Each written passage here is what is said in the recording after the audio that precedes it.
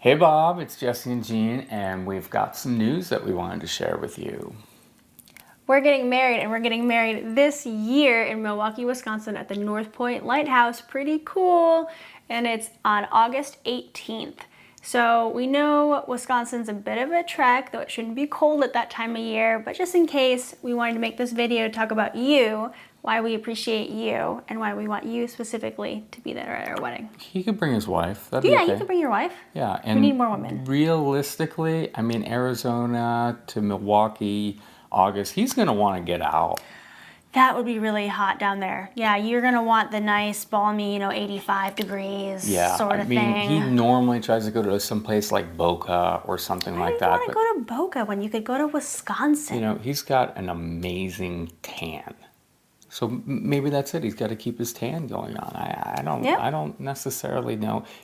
I'm sure he's got a few miles too. A few miles. So getting up to Wisconsin.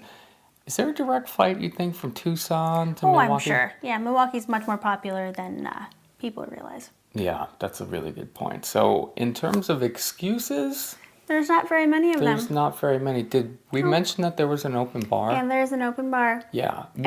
We'll get to that in a minute, but Dewar's on the rocks, that's Bob's preference. That's how well I know Bob Scofield. We're like this. The number of Dewar's that I've fed him has been, it feels like an infinite, just sliding it down the bar like this.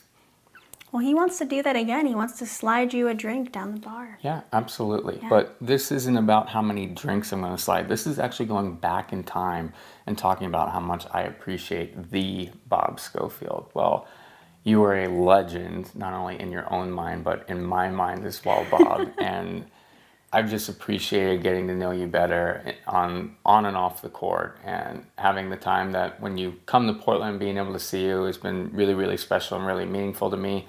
And then obviously the times at camps and the time when you took your t-shirt and threw it off the balcony. And that sounds like a great time. Yeah, it was an amazing time. The problem is that Billy Kennedy got a hold of that t-shirt, and then, Marla found out about it. It wasn't a good thing. No, it wasn't a good thing at all, because he didn't have his camp staff t-shirt the next morning. Yeah. Oh. That was less than ideal, but that's okay. But I really feel like you could share some amazing stories. My father and you could trade stories in terms of post office. I do think that your dog stories are a little bit better than his dog stories.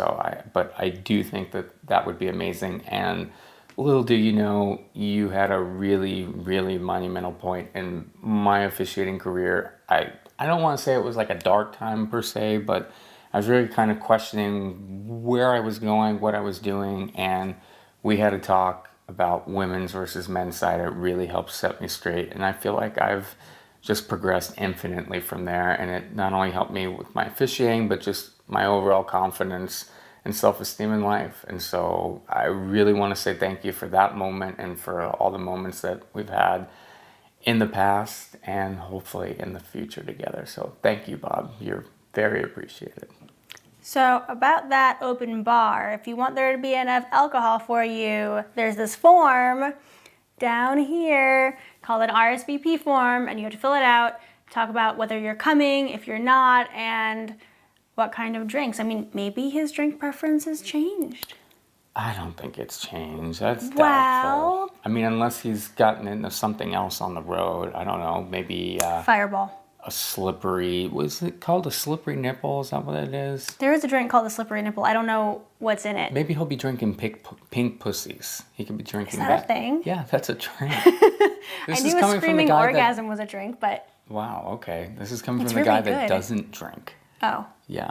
So there's no excuses for you to not know that. Well, just because I drink doesn't mean I drink slippery nipples. Okay, that's fair. I've had screaming orgasms and redheaded sluts. Well, anyway, newsflash. Fill out the RSVP form, and we hope to see you there. August 18th, Milwaukee, Wisconsin. We love you, Bob. Bye.